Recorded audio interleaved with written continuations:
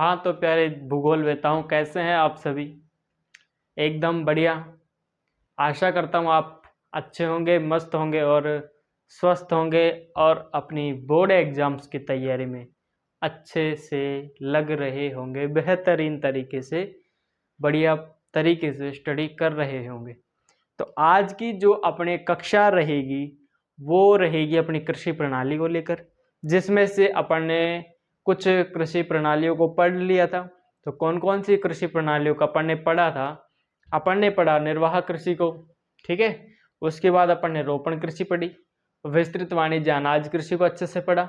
आज की जो कक्षा रहेगी, इस कक्षा में हम पढ़ेंगे, पहले पढ़ेंगे मिश्रित कृषि, उसके बाद पढ़ेंगे डेयरी कृषि और फिर पढ़ेंगे भूमध्य सागरीय कृषि। आज की जो कक्षा रहेगी उसमें हम 3 कृषि प्रणालियों को लेकर चर्चा करेंगे। तो शुरू करते हैं बिना आपका टाइम वेस्ट करे हुए, ठीक है। आपका टाइम कीमती है, ठीक है, उसको बिना खराब करे अच्छे से पढ़ते हैं, ठीक है। जो अपनी पहली कृषि प्रणाली रहेगी, कौन सी रहेगी सर? वो रहेगी मिश्रित कृषि की। कौन सी रहेगी मेरे बच्चे? मिश्रित कृषि की, ठीक है, मिश्रित कृषि। ठीक, क्या होती है मिश्रित कृषि?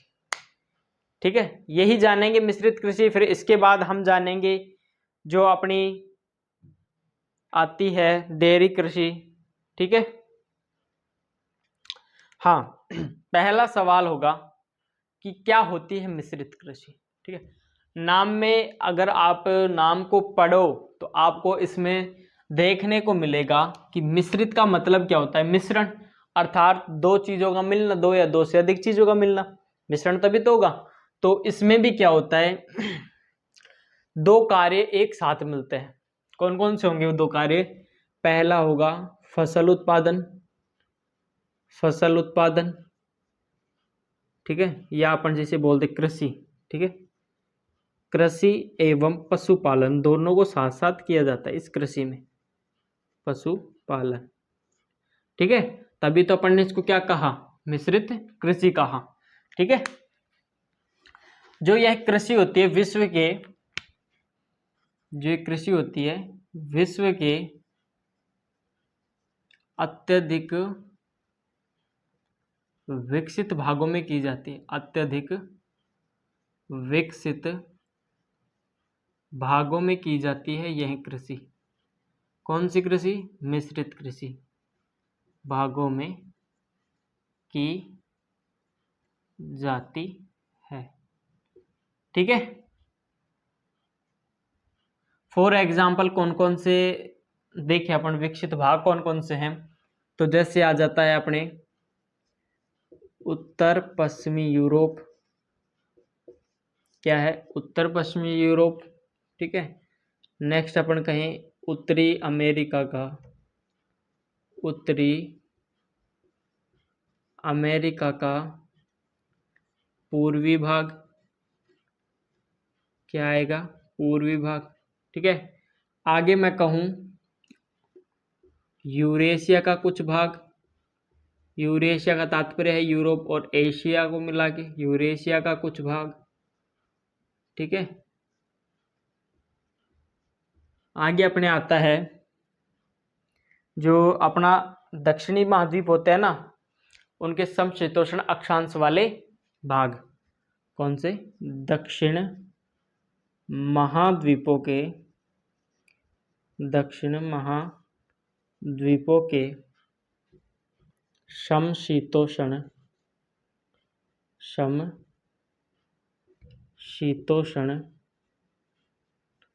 अक्षांश वाले भाग, ठीक है, अक्षांश वाले भाग आते हैं, ठीक है।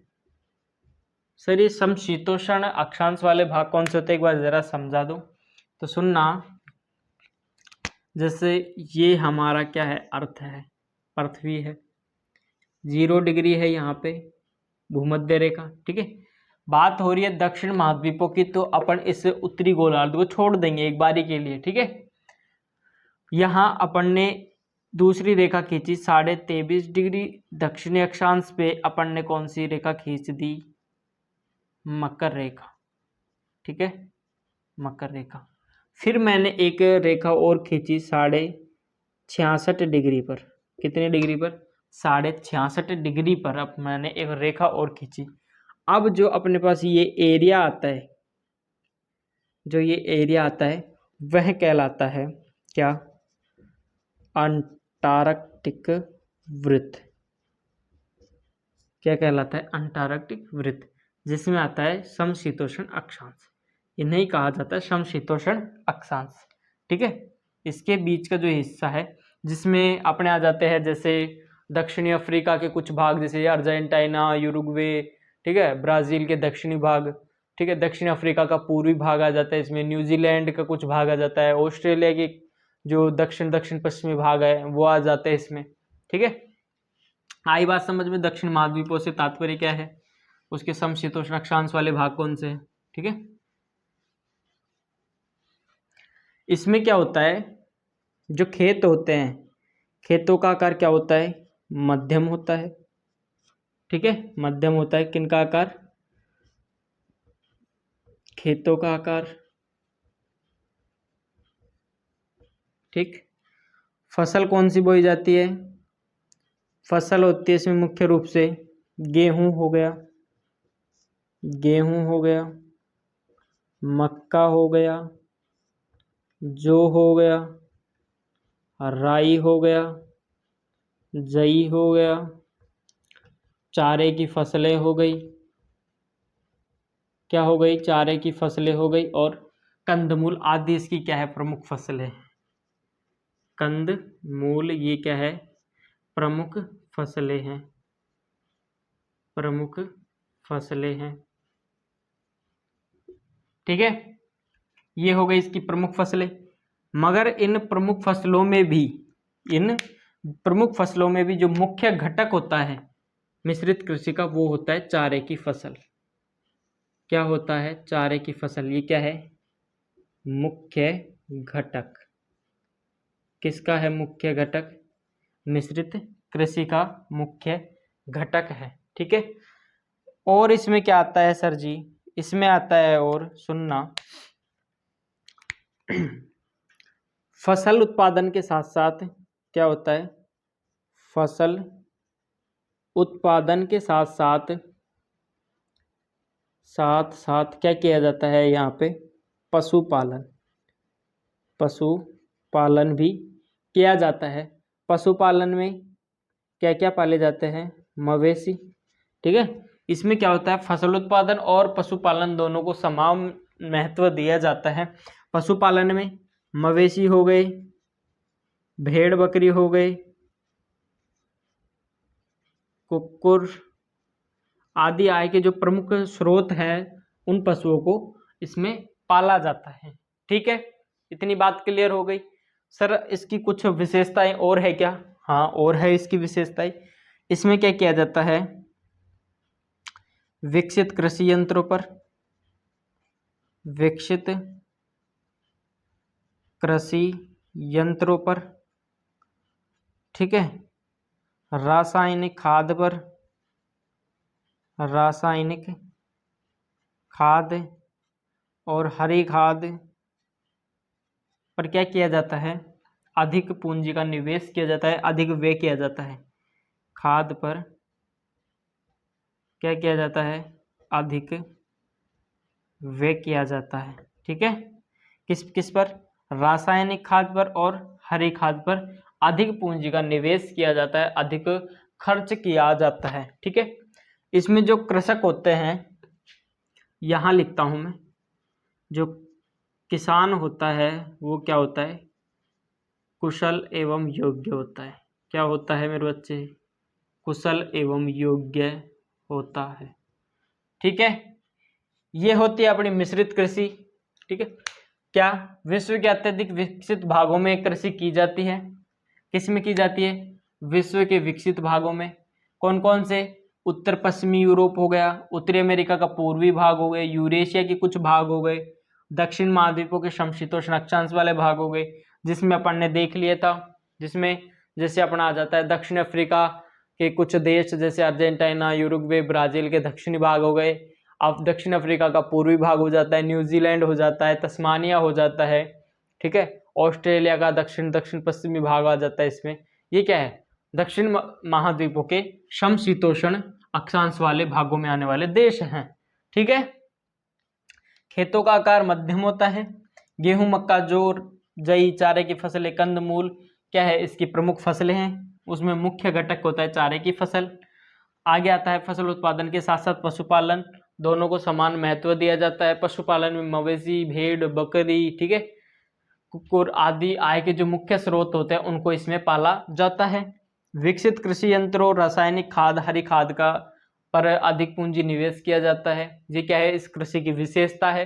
प्रश्न पूछ लिया जाए मिश्रित कृषि की विशेषता बताइए, तो इसमें पहली विशेषता क्या है, पहली विशेषता यही होगी भाई, विकसित कृषि के यंत्रों पर अधिक व्यय होगा। दूसरे, रासायनिक खाद, हरी खाद पर अधिक व्यय किया जाता है, ठीक है। कृषक की क्या विशेषता है कि इसमें किसान जो होता है वह कुशल एवं योग्य होता है, ठीक है। एक बार उतारो, स्क्रीनशॉट ले लेना है।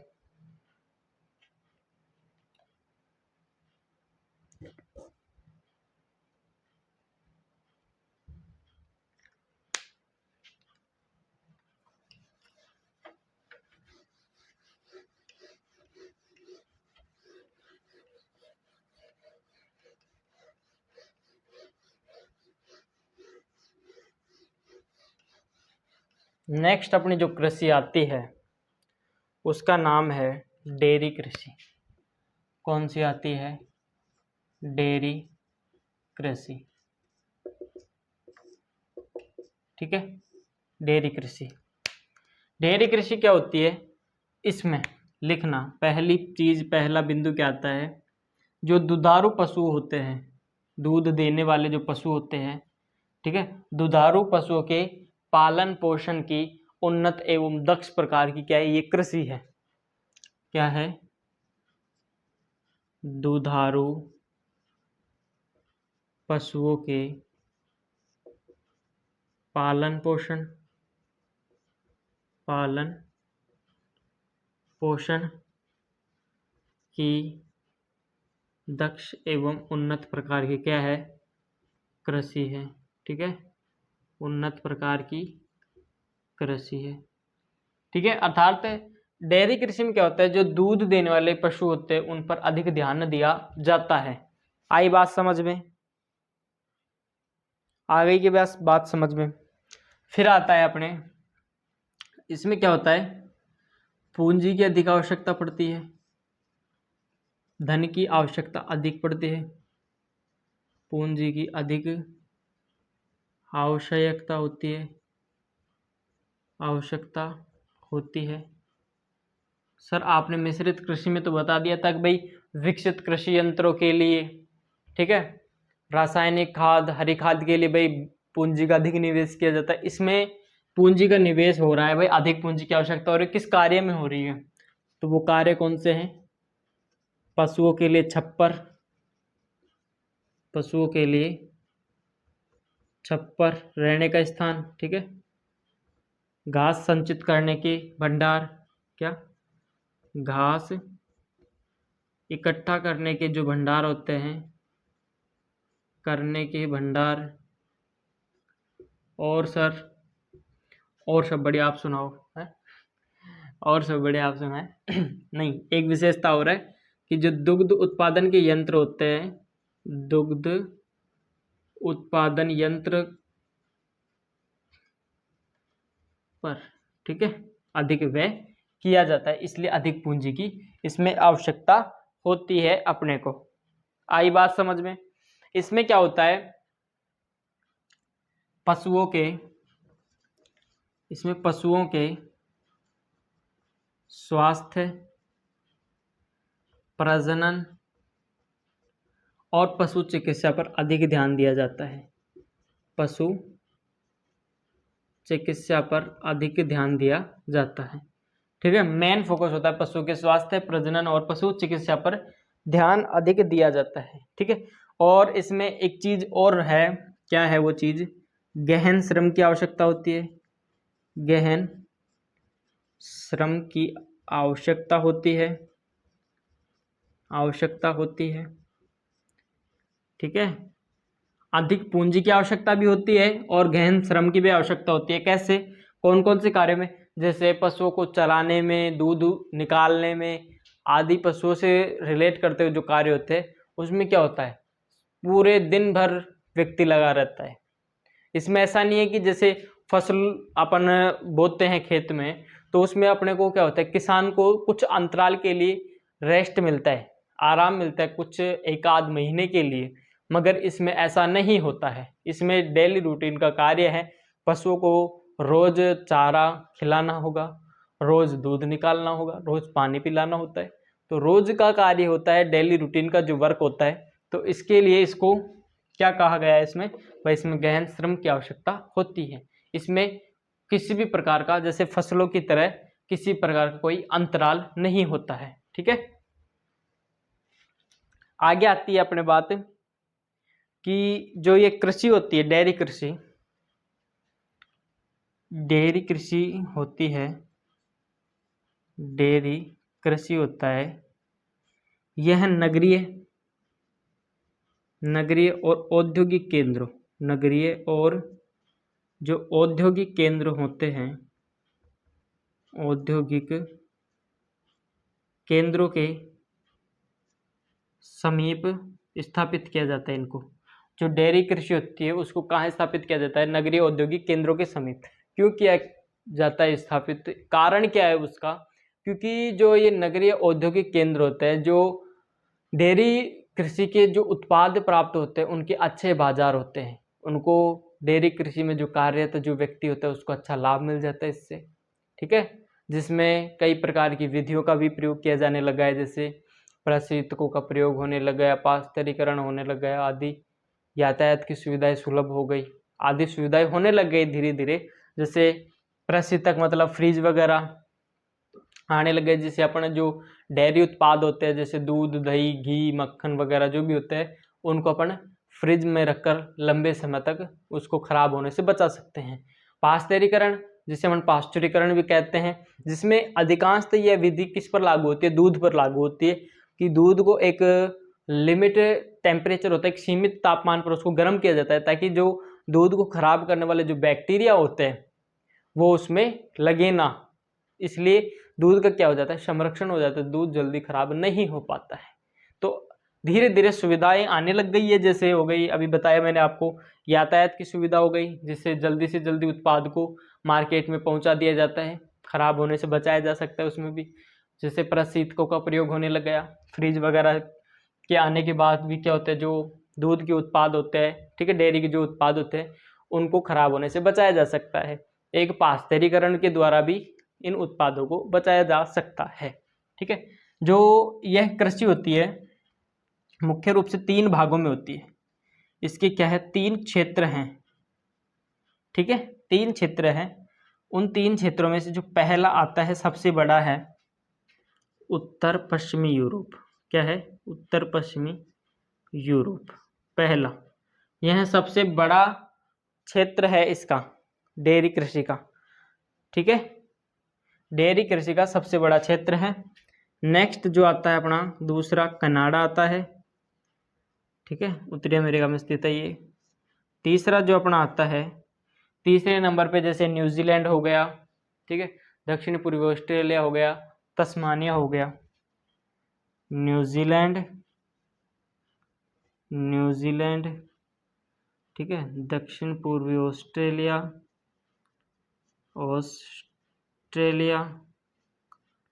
ठीक है, और तस्मानिया, ठीक है। ये अपनी डेयरी कृषि। एक इनकी विशेषता लिखो भाई, डेयरी उत्पादकों को बचाने के लिए क्या? यातायात की सुलभ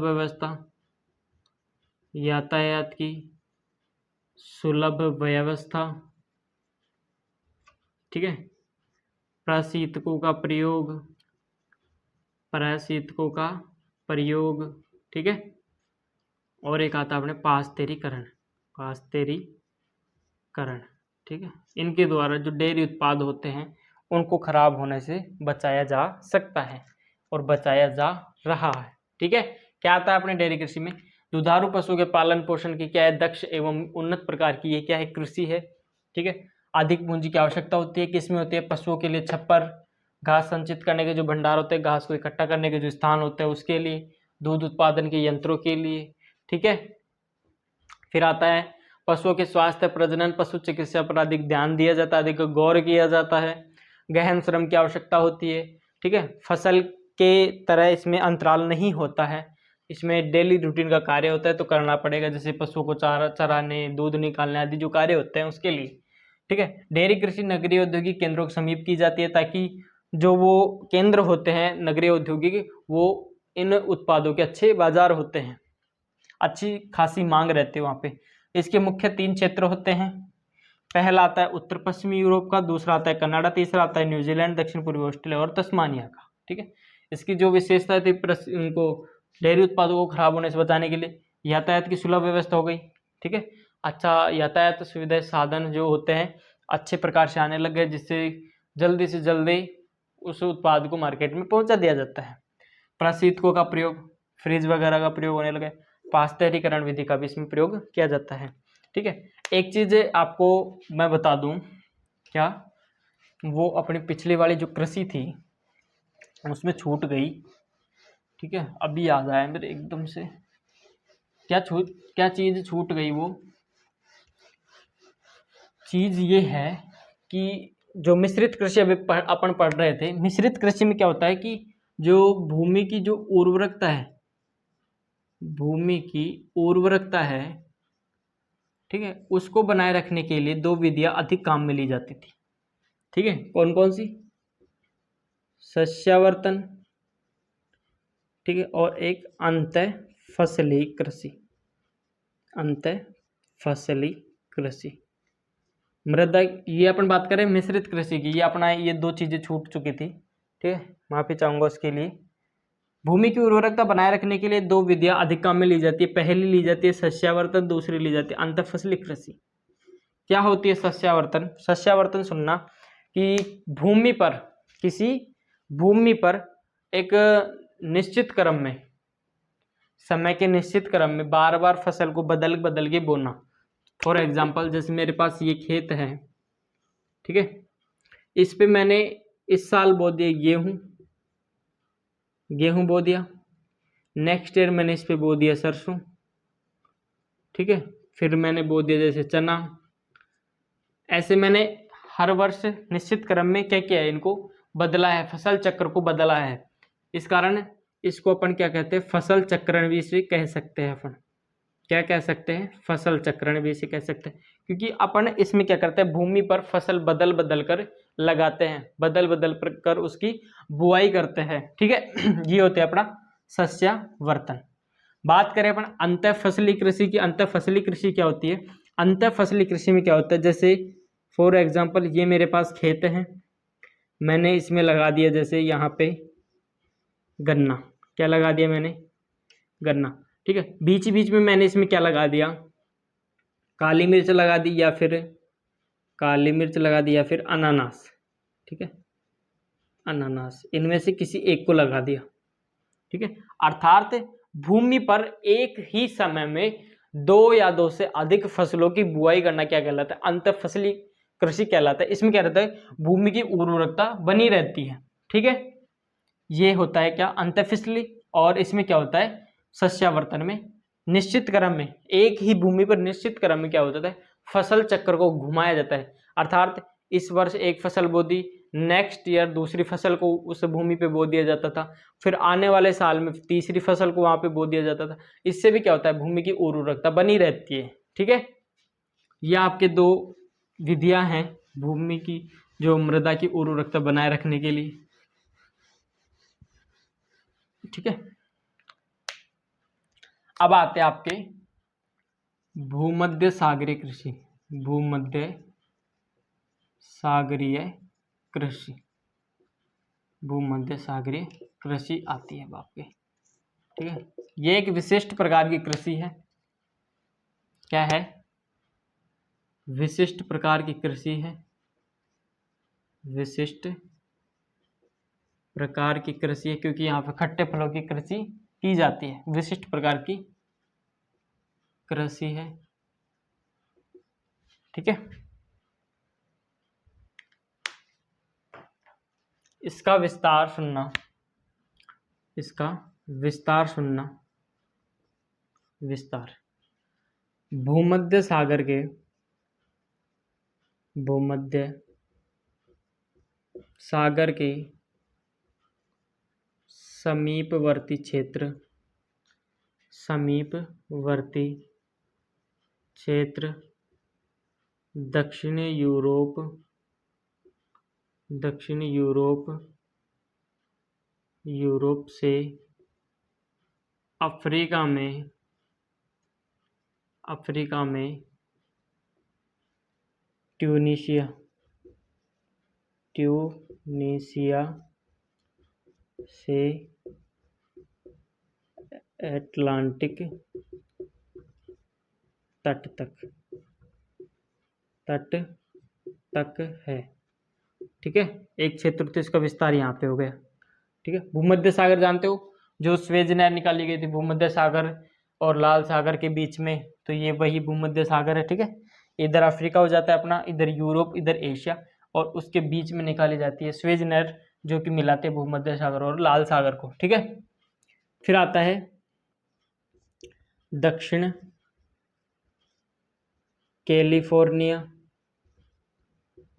मध्यवर्ती चिली, मध्यवर्ती चिली, दक्षिणी अफ्रीका का दक्षिण भाग, दक्षिणी अफ्रीका का, अफ्रीका का दक्षिण भाग। ठीक है, और ऑस्ट्रेलिया का, ऑस्ट्रेलिया का दक्षिण व पश्चिमी भाग, पश्चिमी भाग। एक एक ये है इसका विस्तार। दक्षिणी कैलिफोर्निया, मध्यवर्ती चिली, दक्षिण अफ्रीका का दक्षिण भाग, ऑस्ट्रेलिया का दक्षिण पश्चिमी भाग में इसका विस्तार है। ठीक है, ऑस्ट्रेलिया का दक्षिण पश्चिमी हो रहेगा, दक्षिण पश्चिमी भाग में इसका विस्तार है। ठीक है, यह खट्टे फलों के लिए महत्वपूर्ण है। क्या है, अभी अपन ने बात की थी, खट्टे फलों की कृषि के लिए क्या है, महत्वपूर्ण है। खट्टे फलों में भी अंगूर, अंगूर की कृषि मुख्य विशेषता है। अंगूर की कृषि यहाँ की क्या है, मुख्य विशेषता। ठीक है, अंगूर की कृषि यहाँ मुख्य विशेषता है। इसके अलावा यहाँ अंजीर और जैतून भी बोया जाता है, अंजीर व जैतून की कृषि भी की जाती है। ठीक है, कि कृषि भी की जाती है, की जाती है। ठीक है, जो अपन ने इनकी बात की, इन क्षेत्रों की बात की, इन क्षेत्रों में कुछ देश ऐसे भी हैं जो क्या करते हैं, अच्छी किस्म का जो अंगूर होता है, अच्छी किस्म का जो अंगूर होता है उससे क्या करते हैं, उच्च गुणवत्ता वाली मदिरा का निर्माण, उच्च गुणवत्ता की मदिरा का निर्माण करते हैं। बोलते हैं ना बलेंडर, जिसे अपन कहे बलेंडर, वो एक सॉन्ग भी तो आता है, छोरी 500 को दे दे नोट, बलेंडर को आप लेना। तो ये वही बलेंडर है ना, कहाँ कहाँ से बना देते हैं गाने भी। ठीक है, उच्च गुणवत्ता वाले जो अंगूर होते हैं, देख लो कितनी अच्छी क्वालिटी की चीज़ से कितनी अच्छी चीज़ बनती है। वैसे स्वास्थ्य के लिए हानिकारक है, पर तो बात कर रहे हैं, देखो अंगूर अच्छी क्वालिटी के किस चीज़ में काम में लिए जा रहे हैं। आगे देखना, अचंभे की बात है, आश्चर्य की बात, जो निम्न क्वालिटी के अंगूर होते हैं, निम्न किस्म के अंगूर होते हैं, ठीक है, उससे क्या बनाए जाते हैं, उनको सुखाकर मुनक्का व किशमिश। ठीक है, बीमार होने पर अपन जिस मुनक्का को अच्छे से खाते हैं दूध में डाल के सेक के, वो निम्न किस्म के अंगूर से बना होता है। आई बात समझ में, अच्छे किस्म के जो अंगूर होते हैं उससे क्या बनाया जाता है ना, वो बनाया जाता है इससे मदिरा। निम्न किस्म के जो अंगूर होते हैं उनको सुखाया जाता है, सुखाकर उनसे मुनक्का और किशमिश बनाई जाती है। आई बात समझ में? आगे सुनना। शीत ऋतु में, कौन सी ऋतु की बात हो रही है? शीत ऋतु की, ठीक है। शीत ऋतु में यूरोप व संयुक्त राज्य अमेरिका, संयुक्त राज्य अमेरिका में, ठीक है, अनाज और फलों की मांग होने पर, किसकी? अनाज और फलों की मांग होने पर इनकी आपूर्ति भी कहाँ से की जाती है? इस कृषि से ही की जाती है, ठीक है। किस ऋतु में? शीत ऋतु में फलों की और सब्जियों की मांग होने पर, फलों की और सब्जियों की मांग होने पर, फलों की सब्जियों की मांग होने पर उसकी पूर्ति भी कहाँ से की जाती है? भूमध्य सागरीय कृषि से ही की जाती है। आई बात समझ? क्या बताया? विशिष्ट प्रकार की कृषि है क्योंकि यहाँ पे खट्टे फलों की कृषि की जाती है। विस्तार भूमध्य सागर की समीपवर्ती क्षेत्र, दक्षिणी यूरोप से अफ्रीका के ट्यूनीशिया में अटलांटिक तट तक, ठीक है। जैसे ये अपना अफ्रीका आ जाता है, जैसे ये अपना अफ्रीका हो गया, जैसे ये, ठीक है, ये अफ्रीका हो गया। इधर अपना जैसे यूरोप आ गया, एशिया वाला भाग इधर आ जाता है, ठीक है। यहाँ पे जो लाल सागर यहाँ पे स्थित होता है, फिर यहाँ पे कुछ भाग ऐसे मिला हुआ है, फिर यहाँ लाल सागर होता है। ये जो भूमध्य सागर होता है, यहाँ पे जो दक्षिणी यूरोप वाला हिस्सा है, यहाँ से फिर यहाँ पे ट्यूनीशिया आ जाता है, पास में इसके किनारे पे स्थित है। फिर यहाँ से अपना अटलांटिक तट आ गया, एक क्षेत्र तो ये हो गया इसका, ठीक है। वही तो बता रहा है, भूमध्य सागर के समीपवर्ती क्षेत्र, यूरोप से अफ्रीका में ट्यूनीशिया, ऐसे अटलांटिक तट, यहाँ पे अपना अटलांटिक तट आ जाता है, ठीक है। दक्षिणी कैलिफोर्निया, मध्यवर्ती चिली, दक्षिण अफ्रीका के दक्षिण पश्चिमी भाग, ऑस्ट्रेलिया का दक्षिण पश्चिमी भाग, इधर नीचे वाले भाग की बात हो रही है। इसमें खट्टे फलों की कृषि महत्वपूर्ण है। अंगूर की कृषि मुख्य विशेषता है, अर्थात मुख्य फसल क्या है यहाँ पे? अंगूर की कृषि, अंगूर है ना। इसके अलावा अंजीर, जैतून की कृषि भी की जाती है, ठीक है। अच्छी किस्म के अंगूर से उच्च गुणवत्ता की मदिरा का निर्माण किया जाता है और निम्न किस्म के अंगूरों से को सुखाकर मुनक्का और किशमिश का निर्माण किया जाता है। शीत ऋतु में यूरोप व संयुक्त राज्य अमेरिका में फलों एवं सब्जियों की मांग होने पर उसकी आपूर्ति भी इसी कृषि के द्वारा की जाती है, ठीक है। ये होती है इसी के साथ अपनी भूमध्य सागरीय कृषि भी कंप्लीट, ठीक है। नेक्स्ट क्लास में हम पढ़ेंगे जो अपनी जो शेष रह गई कृषि प्रणालियाँ, ठीक है। उद्यान कृषि जिसे अपन ट्रक कृषि भी कहते हैं, सामूहिक कृषि, सहकारी कृषि, और आपका खनन वाला टॉपिक रह चुका है, ठीक है। नेक्स्ट क्लास में अपन उन सबको पढ़ लेंगे, ठीक है। उसके बाद अपन जो नेक्स्ट अध्याय है द्वितीय क्रियाकलाप, उसको अच्छे से स्टडी करेंगे। तब तक के लिए मस्त रहिए, स्वस्थ रहिए और जुड़े रहिए उद्धार क्लासेस के साथ। जय हिंद, जय भारत, टेक केयर।